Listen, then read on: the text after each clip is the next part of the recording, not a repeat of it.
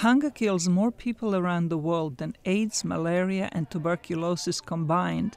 The majority of those living in hunger are suffering from chronic food deficiency, which is the result of persistent poverty, the kind that does not appear in daily news reports. Right now, what's in the news are the famines in Yemen and in South Sudan and in other countries, the world. Somalia. There has been drought in Ethiopia.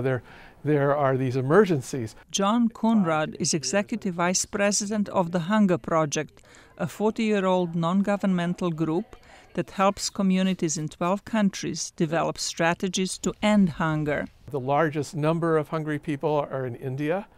The largest percentage of place where the hunger is the most widespread is in Africa. There's about 220 million hungry people in Africa, about 280 million hungry people in South Asia. While floods and droughts can cause sporadic food crises, persistent shortages are a result of long-term poor management, says Coonrod.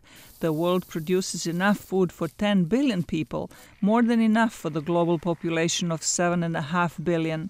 But as a result of a range of deeply entrenched social issues in many parts of the world, close to 800 million people are chronically hungry. Most of the hungry people are food farmers, and most of the food farmers in the world are women. But while women do most of the agricultural work in patriarchal societies, they are not allowed to make decisions. When you empower women, they make the decisions that most affect the lives of the family.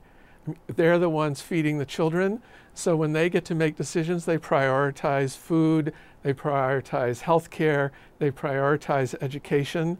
So because they're directly the ones in these societies doing the work, they know what needs to be done. The Hunger Project works on educating communities on how to become self-reliant, and that takes the participation of all their members. Coonrod says world food projects are by and large successful. World hunger has been nearly cut in half since 1990, and he says the goal of ending it by 2030 is achievable. Zlatica, Hoke, VOA News, Washington.